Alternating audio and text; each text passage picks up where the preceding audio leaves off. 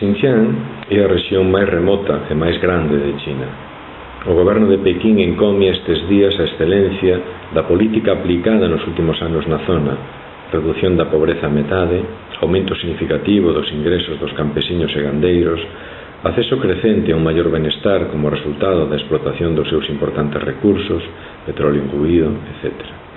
Cifras quizá irreais que abundan na perplexidade originada por uns feitos que só chegan a explicar, en virtude da influencia desestabilizadora do exterior, un argumento a todas luces insuficiente.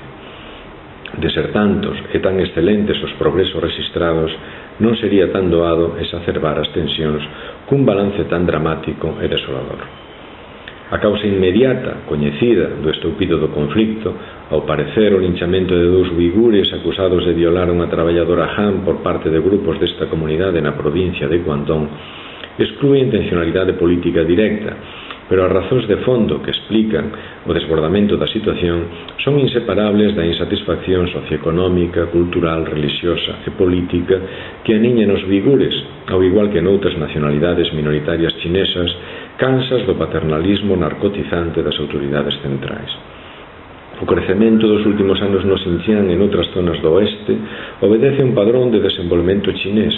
é maioritariamente xestionado por Han e beneficialles especialmente a eles, reproducindo unha dinámica de tintes neocoloniais para satisfacer a avidez de recursos que precisa a locomotora chinesa sempre baixo a presión de medrar a un alto ritmo para manter a estabilidade social.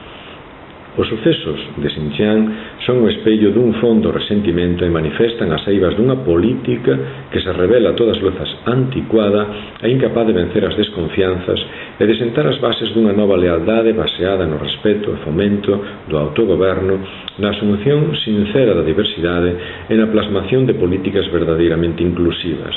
En tanto non mude a concepción actual que nega toda posibilidade de autonomía efectiva ás nacionalidades minoritarias, o conflito cos uigures e con outras nacionalidades que se resisten á asimilación iráse agravando. Toda impresión de calma será equívoca e a ignorancia das causas reais das tensións auguran un incremento sustancial da inestabilidade. Aínda que hoxe